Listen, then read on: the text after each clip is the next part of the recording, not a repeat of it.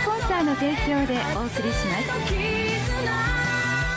Good evening, everyone, and welcome to the first episode of Gundam News, brought to you by Loot Crate. Use the code KAKAROT15 to get 15% off your next purchase and support the channel. And man, do I already have a lot to cover this week. The highlight for me was definitely the announcement of the release dates of the Master Grade Ginn and the High Grade Dagger L, including some new pictures and also their prices. Both release in April and will retail for 4,730 and 1,320 yen respectively, with tax included. Specifically for the Ginn, it uses the same inner frame as the Gunner's Warrior, so that's probably some pretty good news for people who want to make their own custom Zaft machine. And it also confirms that the accessories that we previously saw in the first pictures are the accessories that we're getting. Nothing more, nothing less. It's just the heavy sword, the heavy machine gun, the missile launchers, and that is the lot. We do get 3 extra magazines that can be mounted on the skirt armor, but if anyone from Bandai is watching, just come a little closer, a little closer.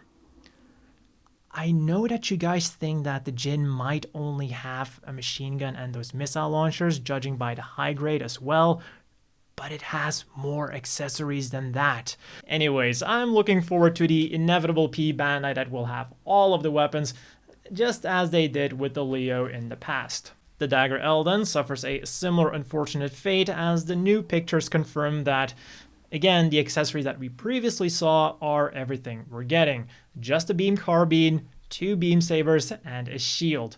No backpack whatsoever. So even though it is compatible with striker packs, it doesn't come with a striker pack of its own. So you'll have to bring your own to the party. I do wonder now how we're going to get the Doppelhorn striker pack. Is that going to be included with the Dark Dagger L that we'll probably get? Or are they going to do another release of the regular Dagger L, but then with the Doppelhorn Striker Pack, which is something they've done in the past, and also the reason I'm just going to go ahead and buy 1 Dagger L as opposed to running out and buying 3 like I did with the Gundam. I just kind of like my Striker Pack compatible mobile suits with a Striker Pack. Something else that got announced is SD Gundam G Generation Crossrays Platinum Edition for the Switch and PlayStation 4. This version will retail for 5,980 yen, excluding tax, and will include the base game and all previously available downloadable content, season pass, and whatnot. You can also check out the promotional video, which I'll have linked down below in the pinned comment and also in the description. Then on to the things you can buy right now. On the 5th, Mobile Suit Ensemble 16 became available in Gashapon machines all across Japan. So, okay, maybe that's not really something all of us can immediately go out and buy due to reasons, but it includes the Hi-Nu Gundam, Gundam Curios, Overflag, GN Flag, and a weapon set, which, surprisingly enough, contains weapons, but also contains optional parts to turn your Hi-Nu Gundam into the Hi-Nu Gundam Heavy Weapons System type. 1 spin will set you back 500 yen, or as we now have to do, you buy them on a secondary website, where you'll have to pay significantly more for the popular ones.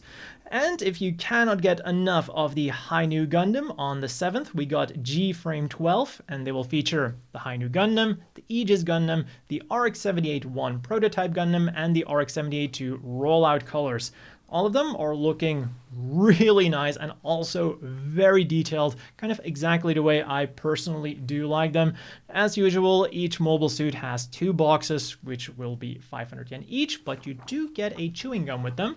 1 box contains the armor set, as they call it, and a frame that doesn't move, and then the 2nd box contains the weapon set and a few other accessories, and also a frame that does move. Now, I did notice that for particularly the Hi-Nu Gundam and the Aegis, things are a little bit weird, because for the Hi-Nu Gundam, the binders, or whatever you want to call them, that contain the fin funnels are part of the weapon set, and for the Aegis, the spikes are also part of the weapon set. So if you're only going with the armor set, it might look quite weird.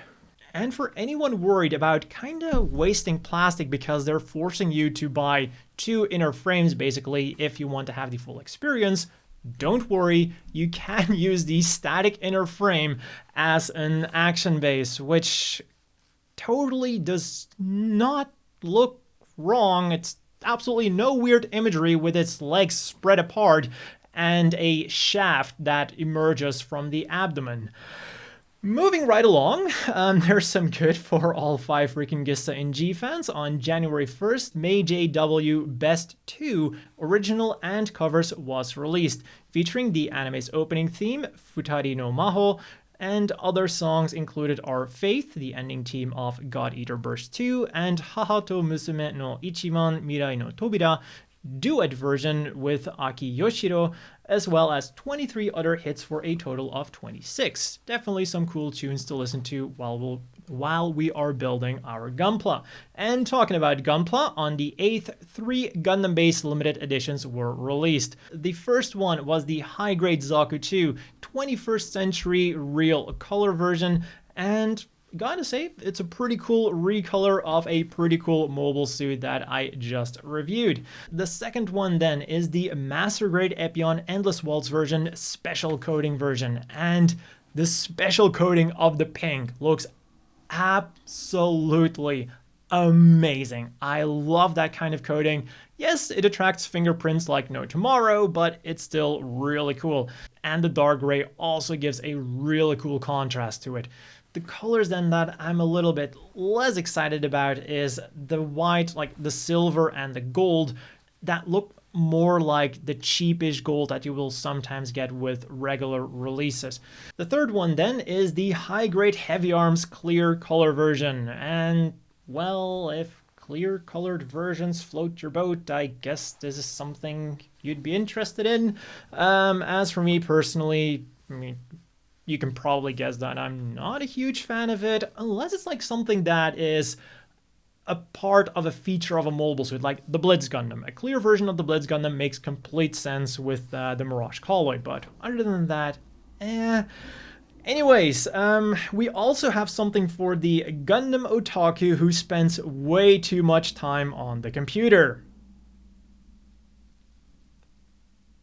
Gundam did a collaboration with eyewear manufacturer Owndays to create these very stylish looking glasses. Their standard equipment includes Vulcan guns and blue light reducing lenses. So maybe I should get them because I have seen some comments that I tend to stare a bit too much into the camera, although that might also be because of the coffee. And I guess that can be remedied by cutting back on the coffee, but maybe tomorrow. Also, for people who need prescription lenses, they also include a voucher to get a reduction on having those blue light reducing lenses replaced with actual prescription glasses. Still, I think I'm sticking with my normal glasses. Thank you very much. And then we are ending this first episode with a really cool campaign, the Georgia X Gundam campaign. Now, Georgia being a very popular brand of coffee in Japan, they will be releasing a bunch of cans with unique Gundam designs on them. And man, I want them. The Emerald design, the Emerald Mountain designs are really cool. They're kind of more bluish kinda, then the low sugar ones are kinda sepia toned with like some red highlights depending on the design, and then the deep black designs are just straight up badass. And like I said, I want all of them. I do believe this was already available at the Yokohama Gundam Factory starting the 28th of December, but it will go nationwide on January the 11th and will go on to March 31st. So unfortunately, due to a certain situation with certain human malware, I don't think I'm going to be able to do that in person. Anyways, that is all for this first episode of Gundam News, but I'll see you all again next week with more Gundam news, so be sure to like and subscribe to stay updated. As always, a big thank you to the Patreon supporters, and I hope everyone watching has a great day.